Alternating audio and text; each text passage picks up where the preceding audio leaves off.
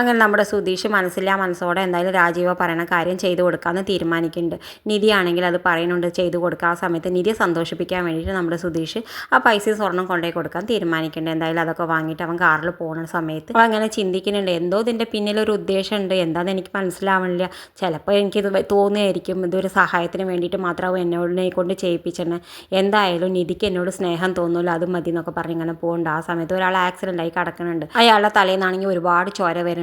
എന്തായാലും സുധീഷിന് ഇത് കണ്ട് സഹിക്കാൻ പറ്റാതെ അയാളെ ഹോസ്പിറ്റലിലേക്ക് എത്തിക്കാൻ വേണ്ടി ഇറങ്ങുന്ന സമയത്ത് കുറേ ഗുണ്ടകൾ വന്നിട്ട് അവൻ്റെ പൈസയും ബാഗും ഒക്കെ എടുത്തിട്ട് അവനീന് തട്ടി കൊണ്ടുപോകുന്നുണ്ട്. ആ കാറോട് കൂടിയിട്ട് തട്ടിയിട്ട് ഒരു സ്ഥലത്ത് കൊണ്ടുപോയിട്ട് ഗോഡൗണിൽ കൊണ്ടുപോയിട്ട് കെട്ടിയിട്ടിട്ട് വായൊക്കെ പൂട്ടിയിട്ട് കുറേ അടിക്കണു ഉപദ്രവിക്കണു ഒക്കെ ഉണ്ട്. എന്തായാലും രാജീവൻ അവനെ കാണാൻ പോകുന്നുണ്ട്. ആ സമയത്ത് നമ്മൾ അരുൺ ചോദിക്കുന്നുണ്ട്, അച്ഛാ ഇവനിവിടെ വെച്ചെന്നെ നമുക്ക് തീർത്താലോ എന്ന് ചോദിക്കണ്ടേ. ഇപ്പം വേണ്ട, അതെന്തായാലും ചെയ്യേണ്ടി വരും എന്നൊക്കെ പറഞ്ഞിട്ട് രണ്ടാളും മടങ്ങുന്നുണ്ട്. എന്നിട്ട് വീട്ടിൽ പോയിട്ട് ഒന്നും അറിയാത്ത പോലെ നിധിയോട് പറയുന്നുണ്ട്, സുധീഷിനെ കാണാനില്ല മോളെ, ആ പൈസ അവന് വേണ്ടി വന്നു, അവൻ എടുത്തിട്ട് ആ വണ്ടിയോട് കൂടി അവൻ മുങ്ങി.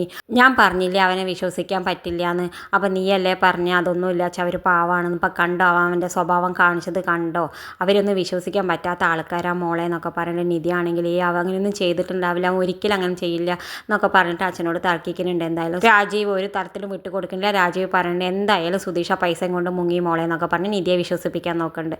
എന്തായാലും നിധിക്കാണെങ്കിൽ ഒട്ടും സഹിക്കാൻ പറ്റാത്ത പോയി നേരെ ചെന്നിട്ട് നമ്മളെ സുഭാഷ് ഏട്ടനെ വിളിക്കേണ്ടി. എന്നിട്ട് സുഭാഷ് ഏട്ടനോട് ചോദിക്കേണ്ടത് സുധീഷ് അവിടെ എത്തിയോ, അവിടെ വന്നിട്ടുണ്ടോ എന്നൊക്കെ ചോദിക്കേണ്ടത്. ഇല്ല മോളെ, എന്താ സുധീഷിനെ കാണാനില്ല, സുഭാഷ് ഏട്ടൻ എവിടെ പോയി എന്നറിയില്ല, കുറേ പൈസയൊക്കെ ആയിട്ട് അച്ഛൻ ഒരാളെ ഏൽപ്പിക്കാൻ പറഞ്ഞതാ, വഴിയിൽ എന്താ സംഭവിച്ചതെന്നൊന്നും മനസ്സിലാവില്ല എന്ന് നമ്മുടെ സുഭാഷ് ഏട്ടനോട് പറയുന്നുണ്ട് നിധി.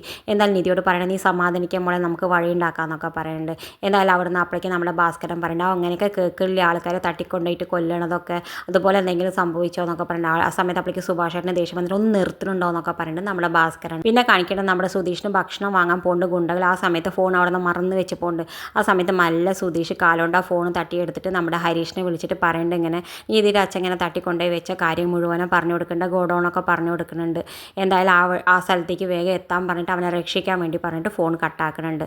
എന്തായാലും സുഭാഷും ഹരീഷും നികേഷും കൂടി പോയിട്ട് ചെന്നിട്ട് നമ്മുടെ സുധീഷിനെ രക്ഷപ്പെടുത്തി കൊണ്ടുവന്നിട്ട് നമ്മുടെ നീതിയുടെ അച്ഛൻ്റെ മുഖത്തേക്ക് എല്ലാ പൈസയും വലിച്ചറിഞ്ഞിട്ട് നീതിനെയും കൂട്ടിയിട്ട് വീട്ടിലേക്ക് വരുന്നുണ്ട്. ഇത് കാണിച്ചും കൊണ്ടാണ് ഈ ആഴ്ചത്തെ പ്രൊമോ അവസാനിക്കേണ്ടത്. ഇതുപോലുള്ള പ്രൊമോ വിശേഷങ്ങൾ നിങ്ങളുടെ മുന്നിൽ എളുപ്പത്തിൽ എത്താൻ ഈ ചാനലൊന്ന് സബ്സ്ക്രൈബ് ചെയ്യാൻ മറക്കരുത്.